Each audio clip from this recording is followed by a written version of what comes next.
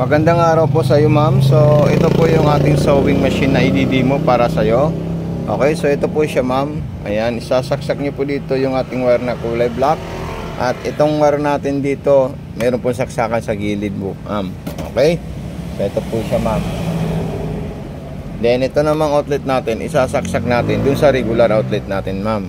Okay, so ayan na po siya. Panoorin niyo po siya ng maigi para mag-gauge nyo kung paano po siya gagamitin at sasaksak, ma'am. So ayan na po siya, ma'am, na isasak natin. Tapos meron po siyang switch on and off po dito. Okay, so mga freebies niya, ayan po siya. Then kukunin ko lang po yung lagayan ng sinulid natin. I-open po natin ito, ma'am. Ayan po siya. Pwede rin po itong walis, pwede rin po siya pang tas-tas. Tapos ilalagay ko po siya dito, ma'am. Ayan, ito siya yung lagayan natin dito siya, ma'am. Ayan. Okay, so ilalagay natin yung sinulid natin na white. Ayan po siya. Okay, so ayan. So ganyan lang po siya, ma'am. Okay, tapos kukuha po tayo ng tela para matesting natin yung mga iba't ibang design, kung para saan to, ito, at saka ito. Okay, so wait lang po, ma'am. Sabay ko na lang si ate. So ito na po siya, ma'am. Pagkatapos po natin yan, ma'am, so maglalagay po tayo ng sinulid natin. Ito po ay tension, pampahigpit ng sinulid. Depende po sa gusto mong number sa kanya. Okay, so mas mainam po, number 5 po siya yung nakalagay dito. Ayan, 4, 6 or 5, ayan.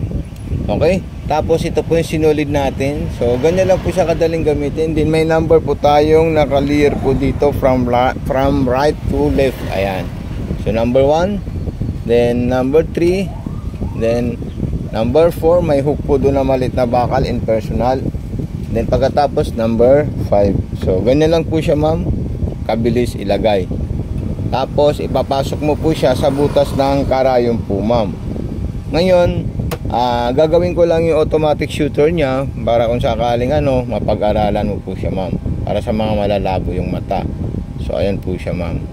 Dali lang po yung matutunan yung automatic shooter niya, kasi bababa nyo lang po yung may plastic na may bakal po dun sa likod. Yan. Kung di nyo naman po siya kaya ilagay, i-manual nyo na lang po siya, ma'am. Tapos yung sa ilalim naman po, i-open nyo lang po itong ganito. Ayan. So bubuka po yung plastic natin dyan. Then ito na po siya, ma'am. Okay, so ayan. So ang gagawin nyo naman po dyan, kung sakaling gusto nyo po ito punduhan, itong sinulid natin, kasi po wala na po siyang laman, so may makikita po kayong hook doon. Ito po siya. Yung pinatungan natin dyan, may malit na nakaganon po siya. So ilalagay nyo lang po ito, itulak nyo lang po siya dito sa kanan. Pwede nyo po sa akin isin pag ma-receive nyo po yung ating sewing machine. So ayan po siya, ma'am. Then ipapakain po natin muna sa kanya para makuha niya. So ganyan. Ang ikot naman po nitong bilog na to na handwheel, puro pa ganito po siya. Huwag po papunta sa likod, ma'am. Bawal po yun.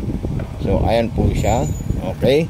Then pagkatapos naman po, ilalagay niyo po doon. Then isasarado niyo po ito, ma'am. Okay. So ito na po yung tela natin para makita natin yung mga function ng ating sewing machine na Brother brand. So ito na po siya.